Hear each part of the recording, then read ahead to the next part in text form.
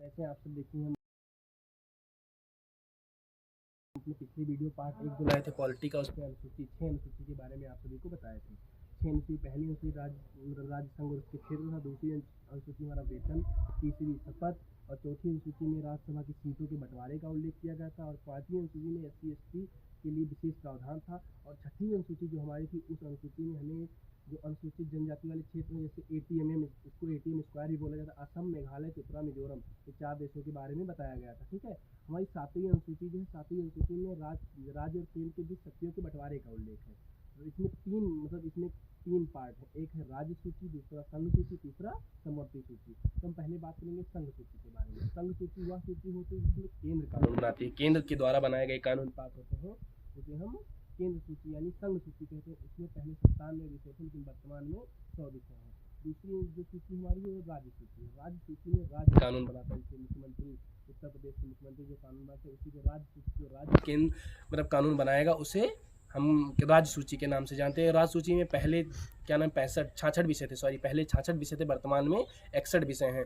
42वां संविधान संशोधन 1976 के तहत, 42वां याद रखिएगा, इंपॉर्टेंट टॉपिक है। 42वां संविधान संशोधन 1976 के तहत जो 5 विषय हैं वो राज्य सूची से निकालकर समवर्ती सूची में रख दिए गए थे। अभी बताएंगे वो कौन कौन से हैं।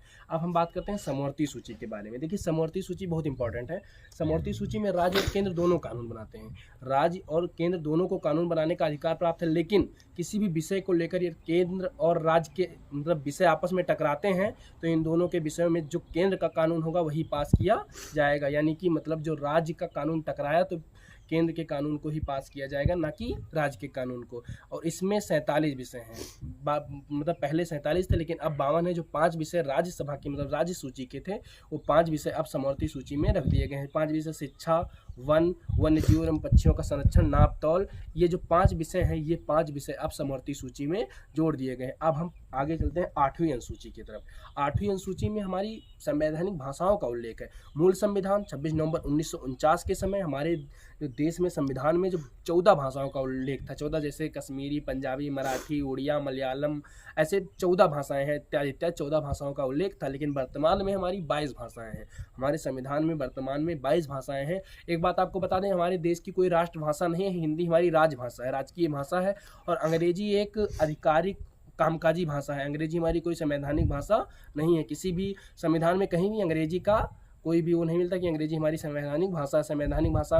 और हिंदी, ये याद रखें, हिंदी हमारी राष्ट्रभाषा नहीं, राजभाषा है। ठीक है, हिंदी को राष्ट्रभाषा नहीं कहा जा सकता है। ठीक है, अब आते हैं 9वें अनुसूची की तरफ।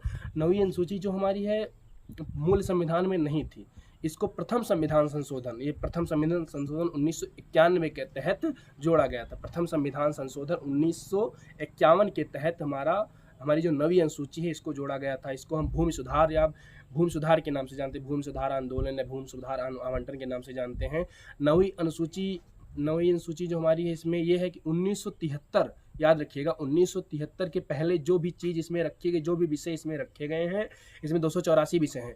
जो भी विषय 9वीं अनुसूची में 1973 ईस्वी के पहले रखे गए, उसमें केंद्र के न्यायालय में चुनौती नहीं दी जा सकती है। लेकिन कोई भी विषय जो 1973 के बाद रखा गया है, उसमें हम न्यायालय में चुनौती दे सकते हैं। ठीक है, अब हम बात करते हैं 10वीं अनुसूची। 10वीं अनुसूची दल बदल कानून से संबंधित है। 10वीं अनुसूची को दल बदल के नाम से, हार्स ट्रेडिंग के नाम से भी जाना जाता है, और आया राम गया राम, पढ़ लीजिएगा। आप UPSC या फिर PCS की तैयारी करेंगे तो आया राम गया राम जरूर पढ़ाया जाएगा।